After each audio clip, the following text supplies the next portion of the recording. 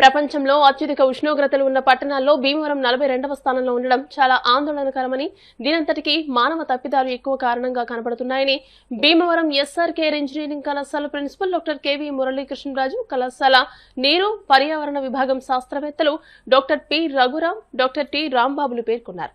మారుతున్న వాతావరణ పరిస్థితులు నివారించేందుకు చెట్లు, గ్రీనరీ బాగా పెంచాలని సూచించారు. ఆక్వారంగంలో కూడా నీరు ఉష్ణోగ్రతలు పెరగడానికి కారణమవుతుందని, దీనిని గమనించి చెట్ల పెంపకం పెద్ద ఎత్తున జరగాలని వారు సూచించారు.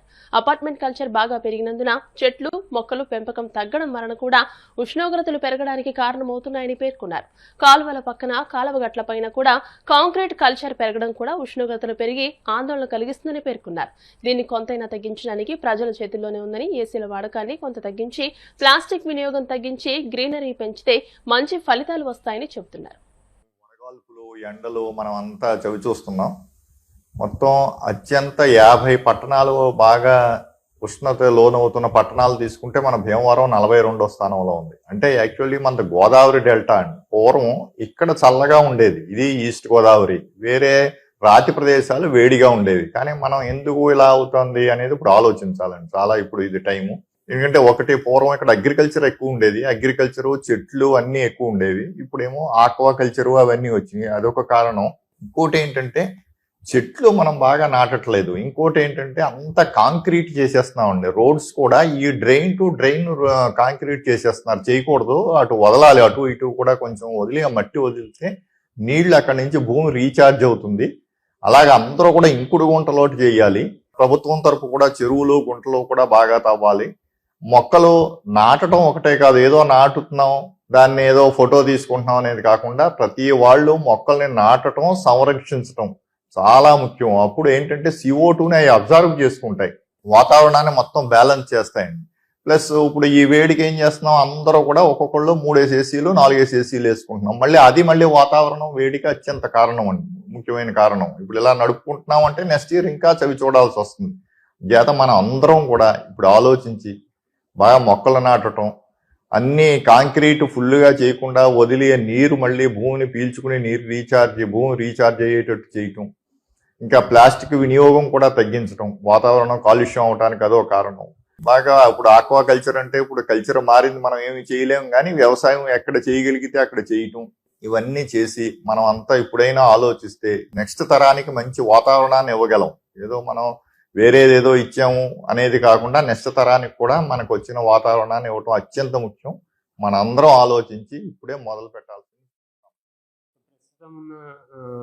ఉష్ణోగ్రతల దృష్ట్యా AccuWeather అనే వెబ్సైట్ వాళ్ళు తీసుకున్న సర్వే ప్రకారం, నివేదిక ప్రకారం అత్యధిక ఉష్ణోగ్రతలు నమోదవుతున్నటువంటి పట్టణాల దృష్ట్యా 42వ ర్యాంక్ మన భీమవరం స్థానంలో ఉండటం అనేది ఒకటి ఆందోళన కలిగించేటువంటి విషయం. దీనికి ముఖ్యమైన కారణాలు ప్రధానంగా గమనిస్తే సూర్యకాంతి యొక్క ఏటవాలుతనం, రెండోది ఉత్కేంద్రత, మూడోది పరిసర ప్రదేశాల్లో ఉన్నటువంటి హరితగృహ వాయువుల ఉద్గారం. సో హరితగృహ వాయువుల ఉద్గారం దగ్గరికి వచ్చేటప్పటికి ప్రధానంగా కాంక్రీటు ఒకటి, రెండోది more ఆక్వాకల్చరు instead of lower agricultural practices. So వీటి వల్ల మోర్ CO2 అనేది ఈ గాలిలో ఉన్నటువంటి CO2ని అబ్జార్బ్ చేసుకోవడానికి ప్లాంట్స్ సరిగా లేకపోవటం వల్ల ఎక్కువ CO2 ఉండి దాని ద్వారా హరితగృహ ప్రభావం పెరిగి ఉష్ణోగ్రతలు పెరగడం అనేది ఒక కారణం. రెండోది సహజ సిద్ధంగా ఉన్నటువంటి సూర్యుని యొక్క ఏటవాలు కాంతి కిరణాల వల్ల కర్కటక రేఖకి దగ్గరగా మనం ఉండటం వల్ల ఎక్కువ ఉష్ణాన్ని భూమి గ్రహించడానికి అవకాశం ఏర్పడింది. మూడోది అపహేళి స్థానం అంటారు. సూర్యుడు చుట్టూ భూమి తిరిగేటువంటి దీర్ఘ వృత్తాకార కక్షలో అపహేళి అంటారు, అంటే ఎపిహీలియం. ఈ పొజిషన్ ఉండటం వల్ల కూడా ఈ కండిషన్ ఏర్పడుతున్నాయి. ఇవన్నీ సహజ సిద్ధమైన మరియు మానవపరమైనటువంటి కారణాలు.